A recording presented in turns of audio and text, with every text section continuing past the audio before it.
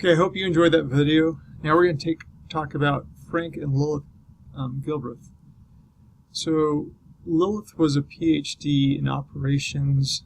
I forget which university she graduated from. Frank was an experienced manager. And together, they're a married couple, and together they're looking at various ways to make a job more efficient. So they're breaking down each task in a job to separate motions. So before, when we're looking at scientific management and Taylor, we're looking at breaking each job down into simple tasks. Now we're getting even more minute and looking at how we do those tasks. How do I move or grab a tool or grab another part and bring that to whatever operation I'm doing?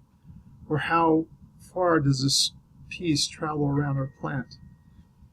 Even though these motion studies are kind of old, we do them now. If we're doing anything lean or lean projects, you'll be doing motion studies. And not only will we be looking at what tools do we use, we'll look at which tools we use most during this operation. And if this workstation only does this operation, we'll take that tool we do most and make it most accessible, and we'll actually trace like a shadow box around the tool so we know exactly where to put it and where to pick it up from, so we don't have to waste time thinking, oh, where do I put my tool? Even that fraction of a second will eliminate by doing a shadow box. So Frank and Lilith Gilbreth worked on this and developed it, and it says it yields production increases from 25 to 300%, which is huge in the manufacturing field, especially when we keep on looking for more and more efficiencies. I'm not going to pause, but you need to watch this video on motion study. GM put it out, so it's somewhat has some propaganda. It's also a really old film, like the Ford Motor Company film.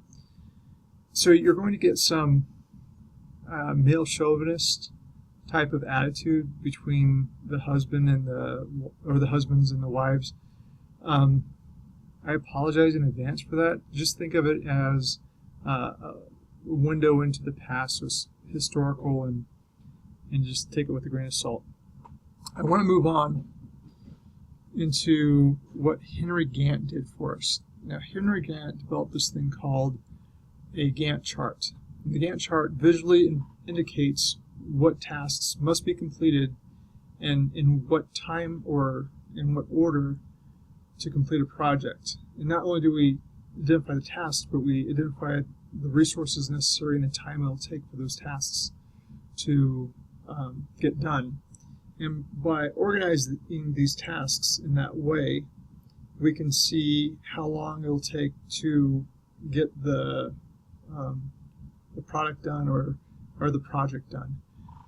Gantt charts are used in project management. I don't know of a project manager that doesn't use a Gantt chart in one form or another. The most popular Gantt chart that I know of that I've used is Microsoft Project.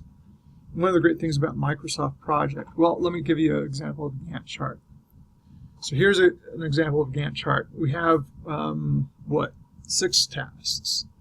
Well, 5 tasks, and that'll lead us to the start of the build.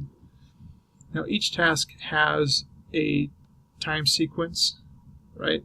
And we can see that the second task is dependent on the first task because we don't start that until the end. And we can also see that this 5th task is probably dependent on the second task. And the third task, we have to get halfway through the second task to do that. So you can kind of see how things are dependent on each other. We actually get more specific in Microsoft Project. So we have the task, we have the time or the resources necessary for that task.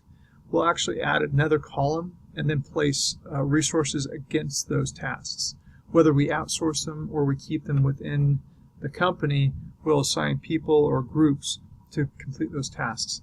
Now, if you use Microsoft Project and you have Outlook, you can actually link the two.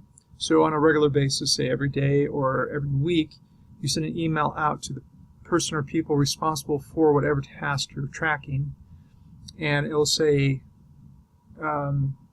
what completion rate. I don't know if my hat's fitting right now. Anyway, completion rate of the task.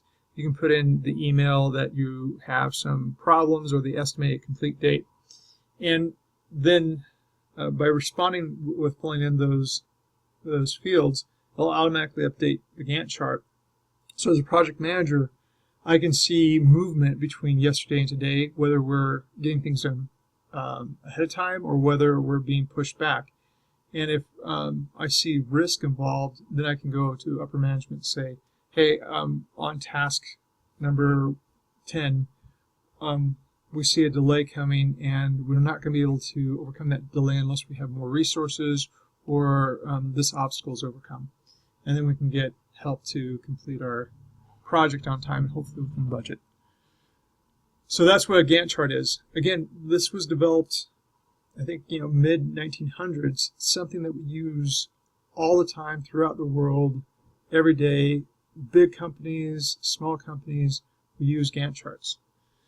I think that's where I'm going to finish this video, and we'll start with the bureaucracy and with Max Weber in the next video.